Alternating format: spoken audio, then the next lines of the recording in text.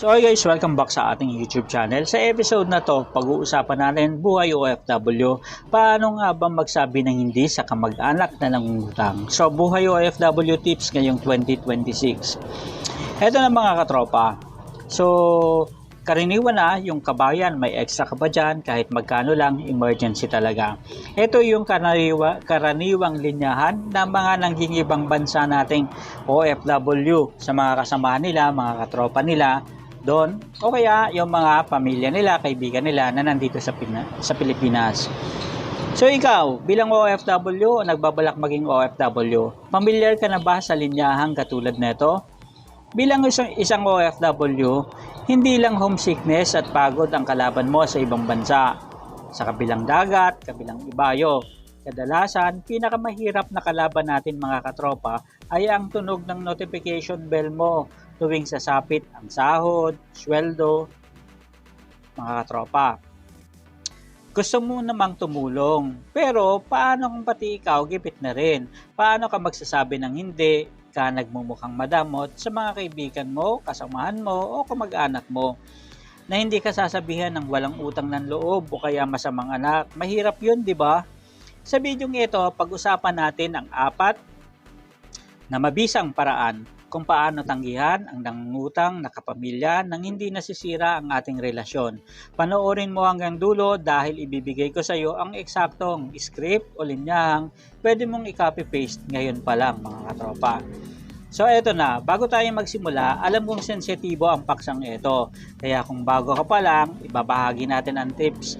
I-comment mo muna sa baba, anong bansa ka ba ngayon at ano ang pinaka-matinding dahilan na idadahilan mo para sa iyong mga kasamahan at para maiwasan yung makautang sila sa iyo. At eto pa mga katropa, nagbabasa ako ng mga comment, i-share mo naman yung feedback mo dyan sa baba and pag-usapan natin yan, babasahin natin yan dito sa channel natin. And huwag mo na rin kalimutang i-like and share, subscribe ang channel na to para lagi kang updated sa mga totoong usapan tungkol sa buhay OFW at financial tips na rin para makatulong sa iyo at sa mga kasama mo and sa nagbabalak maging OFW. Eto na mga katropa. Bakit nga ba paboritong lapitan ng utang ang mga OFW? Kasi may maling akala ang mga kamag-anak natin sa Pilipinas. Ang nakikita nila sa Facebook, sa TikTok, o saan man sa social media, kumakain ka sa masarap na restaurant, namamasyal sa magandang lugar, at nagpapadala ng naglalakihang balikbayan boxes.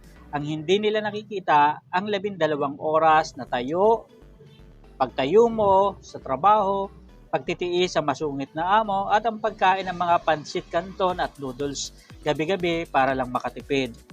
Kaya kapag humihingi sila o kaya nangungutang, hindi nila iniisip na baka wala ka nang natira sa sarili mo. Ang unang hakbang sa pagtanggi ay ang pangunawa na hindi mo kasalanan. Kung hindi mo kayang ibigay ang wala sa iyo, ang pera mo ay pinaghirapan mo at hindi yan napupulot lang sa kalsada sa ibang bansa, mga katropa. And ngayon, pumunta tayo sa konkretong diskarte kung paano ba magsabi ng hindi. Eto na, huwag mong sabihin wala akong pera. Kasi kapag nakita nilang nag-post ka ng pagkain sa Jollibee sa susunod na araw o kaya nag-post ka ng pagkain sa restaurant, iisipin nila nagsisinungaling ka. Ang tamang sabihin mo, may nakalaan na ang pera ko. Halimbawa, nako eto, pasensya ka na talaga. Ang sahod ko ngayong buwan nakalaan na lahat, pantuition ng mga bata, panghulog ng kuryente at bahay. Sakto lang talaga para sa mga peaks na bayarin namin. Kapag sinabi mong nakatali ang pera mo sa isang responsibilidad, mahirap na itong inegosasyon sa nangungutang sa'yo. Ito pa, ang no lending policy. Gawin mong prinsipyo sa buhay na hindi ka nagpapadala ng utang sa pamilya para iwas away. Pwede mong sabihin, pasensya ka na, nagka-issue kasi kami dati sa pautang kaya nagkasundo kami na mag-asawa na hindi muna kami magpapautang sa kamag-anak para walang tampuhan sa susunod. Ibinaling mo ang dahilan sa isang patakaran at sistema kaya hindi ito personal sa kanila. So paano hawakan yung guilt trip o sumbat ng mga kamag-anak? Dito pumapasok ang mahirap, paano kung mag-guilt trip sila?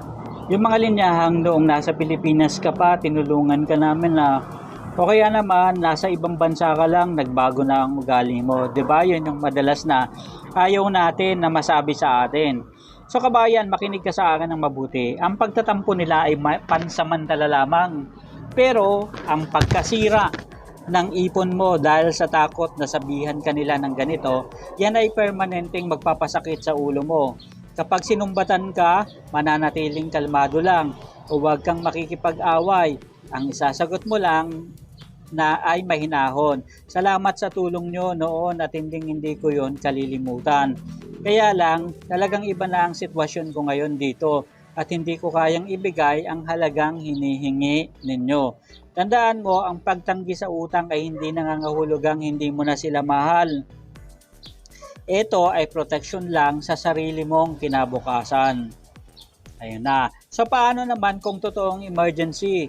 Halimbawa, na ospital ang isang malapit na kamag-anak o talagang gusto mong tumulong pero hindi mo na kaya yung buong halaga na hinihingi nila. Dito mo gamitin mga katropa yung abot kaya rule.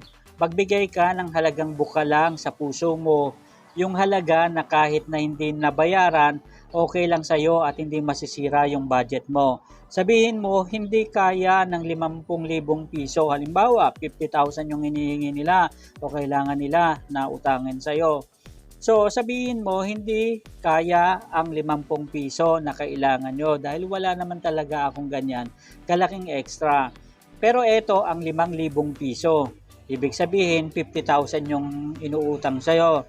Pero kung meron kang extra 5,000 na hindi mo naman talaga kailangan at okay lang sa'yo na kahit hindi bayaran, pwede mong sabihin na ito po yung 5,000 piso. Tulong ko na sa inyo para sa gamot and huwag nyo nang isipin na utang ito. Bigay ko na po yan para at least hindi sila magtampo sa'yo and hindi rin masakit sa'yo na umaasa ka na babayaran nila at a certain period of time pero hindi naman pala. So, sa paraang ito, nakatulong ka na, pero alam nila na may limitasyon ang kaya mong ibigay. At higit sa lahat, wala kang aasahang bayad, kaya walang stress sa hinaharap mga katropa. Ang pagiging OFW kasi ay may expiration date din. Hindi habang buhay ay malakas tayo para magtrabaho sa ibang bansa, kaya bago mo unahin ang luho at utang ng iba, siguraduhin mo munang protektado ang sarili mong pamilya. Mag-invest din tayo paminsan-minsan sa Pag-ibig MP2, magtayo ng maliit na negosyo at mag-ipon para sa iyong pagtanda. Sana mga katropa nakatulong ang video na to para mabawasan ang bigat sa dibdib mo tuwing may nagchat-chat para mangutang. Kung nakarelate ka, pakishare naman ang video na to sa mga kapwa natin OFW na nahihirapan ding magsabi na hindi. Huwag kalimutang i-click and i-like at i-subscribe na rin yung button. Muli, ako ang inyong kabady dito sa Buhay OFW. Mag-ingat kayo palagi dyan sa abroad at hanggang sa susunod na video natin. Maraming pong salamat at paalam.